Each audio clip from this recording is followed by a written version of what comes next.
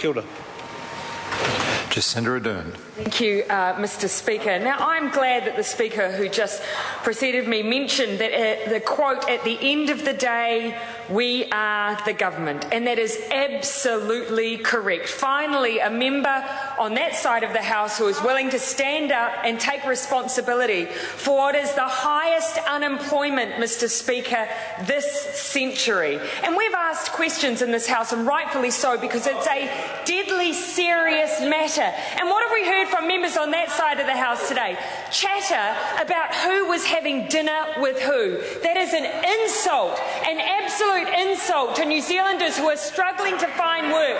That all that side of the House can do is make jokes at a time when people are suffering, Mr Speaker. In fact, if the worst insult that the Minister for Social Development can level at me in the House today is that I am uptight and angry about unemployment, then that would be the most accurate thing she said today. I am.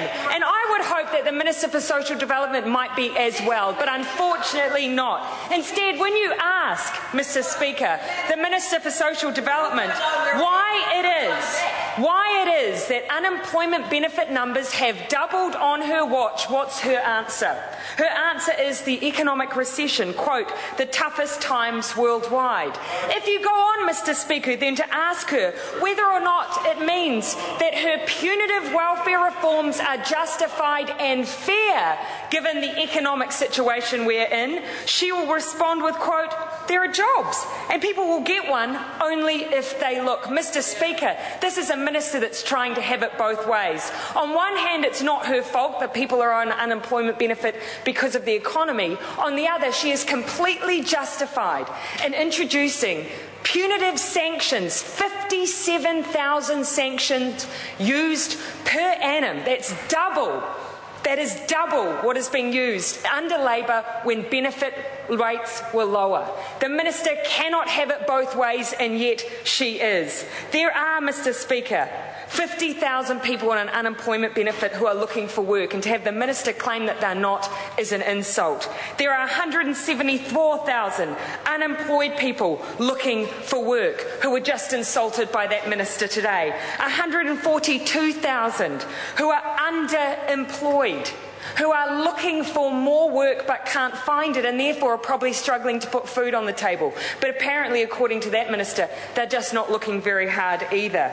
This minister, who tried to come down to this House and justify her rationale that there are jobs for those who are looking, decided to do so by giving us a few examples. The warehouse, she told us, was looking for seasonal employment. Well, Mr Speaker, I used to be one of those seasonal workers at the warehouse. I know that those jobs end.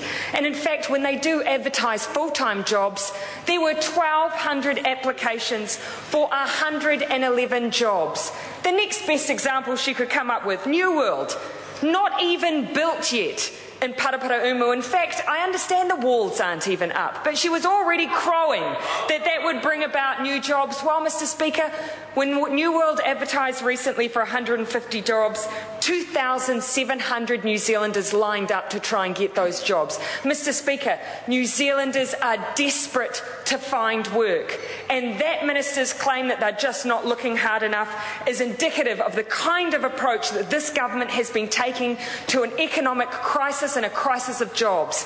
The stand back and wait, the she'll be right and the market will fix it, the hands-off approach. Mr Speaker, for 4 years, that approach has failed New Zealanders, and it is only good and right that David Shearer called on that government today to change track.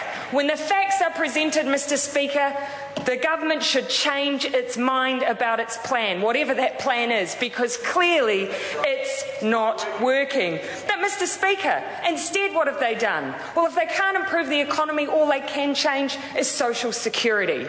And that is the injustice of all of this. To say that all the responsibility should go on this job seeker who are fulfilling their end of the social contract and looking for work, whilst that side of the House throws their hands up when it comes to the economy economy is an absolute outrage, and it is just not right. Mr. Speaker, I know that this weekend Labor will continue to be talking to its values. That is a fair and just society where people get a fair break. That's what New Zealanders need right now, and that's why they're marching away from that government in their droves. Jamie Lee Ross. Mr. Speaker, after that speech, I think